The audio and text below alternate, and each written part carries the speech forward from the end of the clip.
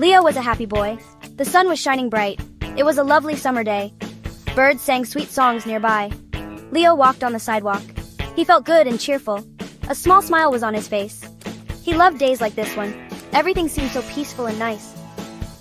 He was going for a little walk outside. Leo had a special phone. It was a shiny blue phone. He got it for his last birthday. It was his most favorite thing. He held it carefully in his hands. He looked at its big, bright screen. The phone felt smooth and new. He liked it very, very much. Leo was playing a brand new game. It was a game that had just been released, and he had been eagerly waiting for it. The moment he downloaded it, he couldn't wait to dive into the adventure. The game promised a journey through the vastness of space, filled with challenges and excitement. It was a game about brave space explorers. These explorers were on a mission to discover new planets and face unknown dangers. Leo loved the idea of being a part of this thrilling expedition.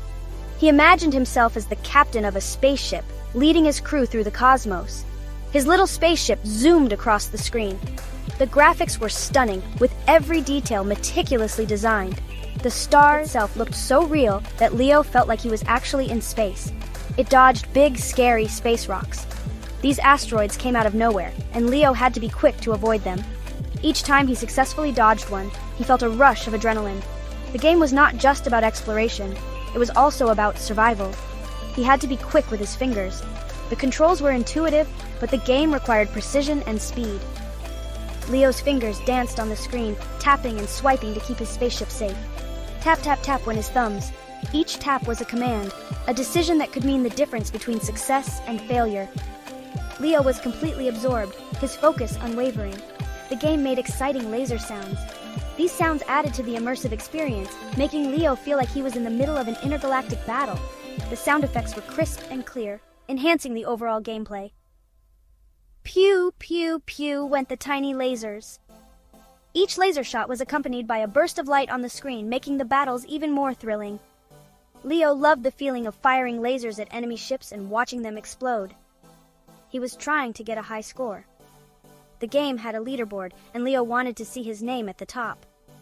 He was determined to beat his previous scores and set new records.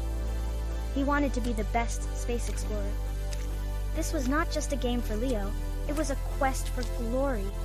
He imagined the admiration of his friends when they saw his high scores. The screen glowed with bright colors. The vibrant hues made the game even more captivating. Each level had its own unique color scheme, adding variety and keeping the experience fresh. There were red planets and green aliens. These elements added to the game's charm. The aliens were not just obstacles, they were characters with their own stories and personalities. Stars twinkled in the dark game sky. The night sky in the game was mesmerizing, filled with countless stars that seemed to sparkle just for Leo. It was a beautiful sight, one that made him feel small yet significant in the vast universe. Explosions made flashes of yellow and orange. These explosions were both a challenge and a spectacle. They added a sense of danger and excitement, making each moment in the game unpredictable. Leo thought it was very beautiful. The game's aesthetics were a big part of its appeal. Leo appreciated the effort that went into creating such a visually stunning experience. It was much more exciting than the sidewalk. The real world seemed dull in comparison. The game offered a world of adventure and excitement that the gray, mundane sidewalk could never match. The sidewalk was just plain gray. It was a stark contrast to the colorful, vibrant world inside the game. Leo preferred the excitement of space exploration to the monotony of his surroundings. His game was a rainbow of adventure. Each level brought new challenges and new colors, making the game a never-ending journey of discovery. He leaned closer to the small screen. The closer he got, the more he felt a part of the game. It was as if the screen was a window to another world, a world where he was the hero. Leo continued walking down the street. His feet knew the way, mostly, but his eyes did not help them. His eyes were stuck on the phone. He saw the game, not the path. He saw space rocks, not real rocks. He saw colorful aliens, not people. The real world seemed far away. It was like a dream he wasn't in. His whole mind was in the digital maze. He walked past Mrs. Gable's pretty garden. Her roses were red and yellow. They smelled very sweet in the air. Butterflies danced over the flowers. Leo did not see the roses. He did not smell their sweet scent. He did not see the dancing butterflies. He was busy dodging a purple alien. The alien was shooting green goo. The sidewalk was not perfectly smooth. Most sidewalks have little bumps, or sometimes a small tiny crack. This sidewalk had one too. It was a place where the concrete was raised, just a little bit, not very high, like a small flat stone sticking up. It had been there for a long time. Most people didn't even notice it. They just stepped right over it easily. It wasn't a big dangerous thing. It wasn't a giant hole to fall into.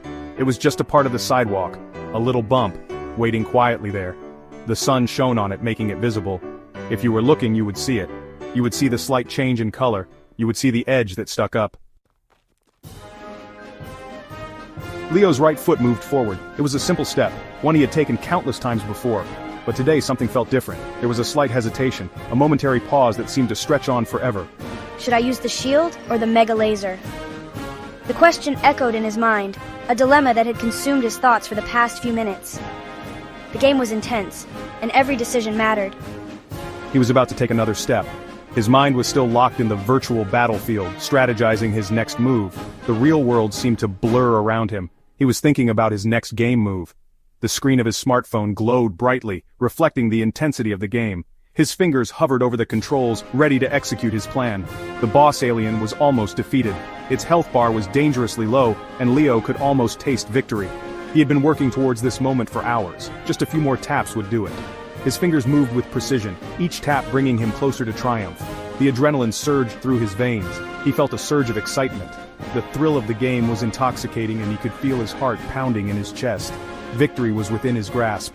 He was so close to winning the game. The final moments were always the most intense, and Leo was completely absorbed in the action. Nothing else mattered. His focus was entirely on that victory. The world around him faded into the background, and all he could see was the game. He was in the zone. He did not feel his foot connect. His mind was too preoccupied with the game to notice the uneven pavement beneath him. It was a small misstep, but it would have big consequences. Then his shoe hit something hard. The impact jolted him out of his gaming trance, and he looked down in surprise. What had he tripped over? It was the little bump on the sidewalk, a tiny imperfection in the pavement, barely noticeable to anyone paying attention. But to Leo, it was a sudden obstacle. His foot did not go over it. Instead, it caught on the edge, throwing him off balance. He stumbled, his arms flailing as he tried to regain his footing. It stopped suddenly, caught by the edge. The abrupt halt sent a shockwave through his body, and he felt himself lurch forward uncontrollably. Oh no! The words escaped his lips before he could stop them. Panic set in as he realized he was about to fall.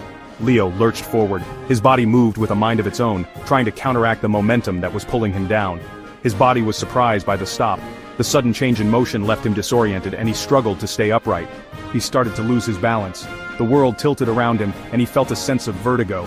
He reached out, hoping to grab onto something to steady himself. He wobbled from side to side. His legs felt like jelly, and he could feel himself teetering on the edge of a fall. Every muscle in his body tensed as he fought to stay upright. A little gasp escaped his lips. The sound was barely audible, but it echoed in his ears like a thunderclap. He was on the brink of disaster, and there was nothing he could do to stop it. As Leo stumbled, his grip loosened. The shiny blue phone felt slippery. It began to slide from his fingers. He tried to hold on tighter, but it was too late for that. The phone had its own idea now. It wanted to go on an adventure, a very short, very scary adventure. It slipped free from his hand. Oh, this was not good at all. The phone flew up into the air. Just for a tiny moment, it hung there, like a blue bird taking flight. It spun around a little bit. The screen flashed in the sunlight. No! Leo watched it, his eyes wide. He could not do anything to stop it. It was out of his reach now. He felt a sudden, awful dread. The phone hit the sidewalk. Crack! It was a sharp, awful sound. Not a loud boom, but a small, sick noise, like something precious breaking. Oh no. Leo winced when he heard it. The sound went right through him. It made his stomach feel funny. He knew that sound was bad. Very, very bad news for his phone. The phone lay still on the concrete. It was face down, so he couldn't see. He couldn't see the screen yet. Leo slowly knelt beside it. His knees felt a little shaky. He was almost afraid to touch it. What if it was really broken? He hoped it was just a little scratch. Leo stared at the cracked screen. A big lump formed in his throat. It felt hard to swallow. His eyes started to feel hot. They might even get watery soon. He did not want to cry here, not on the sidewalk for everyone. But the sadness was very big. It filled him up inside quickly. His favorite thing was broken now. He felt a pang of deep regret. If only he had been watching, if only he had looked up, if only he hadn't played that game, not while he was walking anyway. So many if onlys in his head, they made him feel even worse. He wished he could go back in time. My phone is broken, Leo thought sadly. He couldn't believe how careless he had been. Just a moment of distraction, and now his beloved phone was marred by a web of cracks. It was a painful reminder of how fragile things could be. He traced one of the cracks with his finger, feeling the jagged edges. Each line seemed to tell a story of neglect and carelessness. It was as if the phone was silently accusing him of his lapse in attention. It felt sharp and unpleasant, a physical manifestation of his regret. The once smooth and flawless screen was now a constant reminder of his mistake. This was not how it was supposed to be. He had always taken pride in keeping his phone in perfect condition. It was more than just a device, it was a symbol of his responsibility and care. His phone was supposed to be perfect. He remembered the day he first got it, how he had admired its sleek design and flawless screen. It was a thing of beauty, and he had vowed to keep it that way. Now it had a spiderweb scar, a permanent mark of his carelessness. It was a painful lesson, but one he knew he had to learn. A scar that reminded him of his mistake. He couldn't help but think about how easily it could have been avoided. If only he had been more careful, more attentive. He knew this was his own fault. There was no one else to blame. He had been too absorbed in his game, too lost in the virtual world to notice the real one around him. He had not been paying attention. The game had consumed him, drawing him in with its bright colors and exciting challenges. It was a distraction, a way to escape from reality. He was too lost in his game. The thrill of leveling up, the rush of adrenaline with each victory, it had all been too enticing. He had let it take over, forgetting everything else. I was not careful with it, he whispered. The words felt heavy, laden with regret. He knew he had to do better, to be more mindful. He remembered how happy he was. The joy of unboxing his new phone, the excitement of exploring its features. It was a moment of pure happiness, one he had cherished.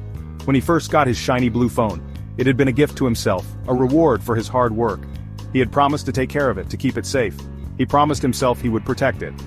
It was more than just a phone. It was a symbol of his achievements, a testament to his efforts. He would keep it safe from harm. He had bought a sturdy case, a screen protector, anything to ensure its safety.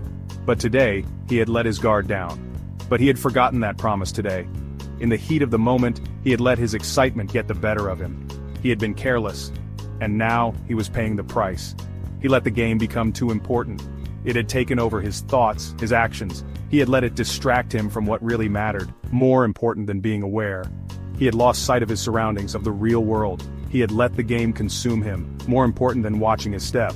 And now, he was left with a broken phone and a valuable lesson. A lesson about attention, responsibility, and the importance of being present in the moment.